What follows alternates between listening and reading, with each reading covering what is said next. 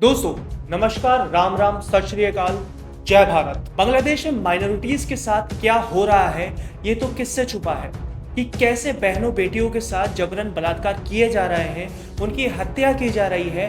Bangladeshi minorities की religion base पर target killing हो रही है। हाल इतना बुरा है कि मेरे तो देखने से ही आंसू छूट जा रहे हैं। सोचिए उनके साथ क्या हो रहा होगा।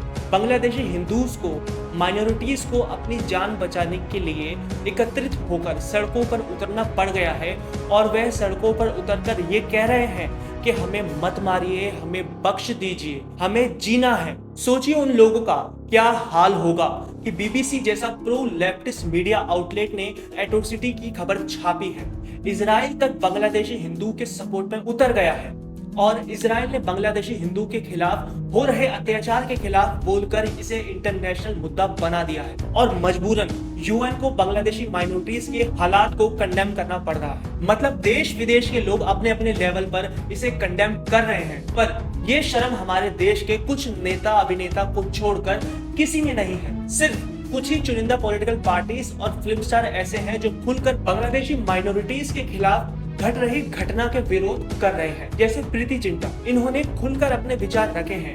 रवीना टंडन ने भी इस मुद्दे को उठाया है और प्रधानमंत्री नरेंद्र मोदी ने अपने ऑफिशियल एक्स के हैंडल से ट्वीट करके इसे कंडेम किया है। लेकिन प्रियंका चोपड़ा, आलिया भट्ट, सोनम कपूर, रणवीर सिंह, रणबीर कपूर, समंता कपूर, करीना कपूर, ऋचा चड्ढा, लगभग पूरे के पूरे बॉलीवुड की आंखें राफा पर तो थी, पर बांग्लादेशी माइनॉरिटीज की सिचुएशन पर इनकी आंखें बंद हो चुकी। और हमारे प्रधानमंत्री पद के सो कॉल्ड दावेदार, हमारे शाही खानदान के राजकुमार, इन्होंने सही तरीके से कंडेम करना भी सही नहीं समझा। इनके हालात ये है कि अपनी वोट बैंक की पॉलिटिक्स के लिए गलत को गलत भी नहीं कह सकते ये, नहीं तो कहीं पीसफुल कम्युनिटी बुरा ना मान जाए। सत्ता का इतना भी क्या लालच कि आप सही को सही और गलत को गलत तक नहीं बोल पा रहे। वैसे तो आपकी नजरें बहुत तेज हैं। आपको फिलिस्तीन की माइनॉरिटीज तो दिखती है जो कि हजारों किलोमीटर दूर है, लेकिन अपने पड़ोस की माइनॉरिटी नहीं दिखती। आपको फिलिस्तीनी मुस्लिम पर हो रहे जुल्म तो दिख रहे हैं, लेकिन बांग्लादेश में बांग्लादेशी माइनॉरिटीज पर, बांग्लादेशी हिंदूज पर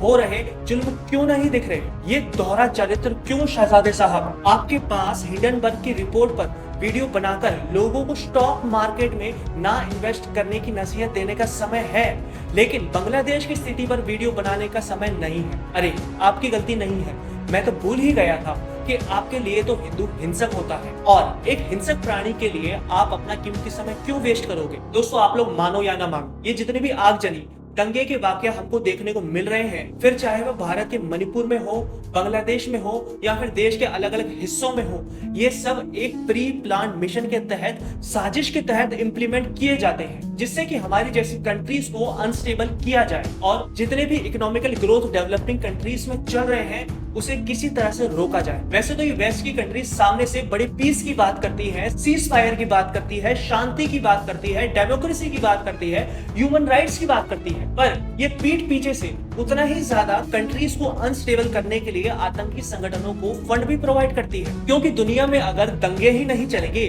तो इनका हथियारों का व्यापार कैसे चलेगा? वीडियो पसंद आया हो तो लाइक, शेयर और सब्सक्राइब करो। I need your support.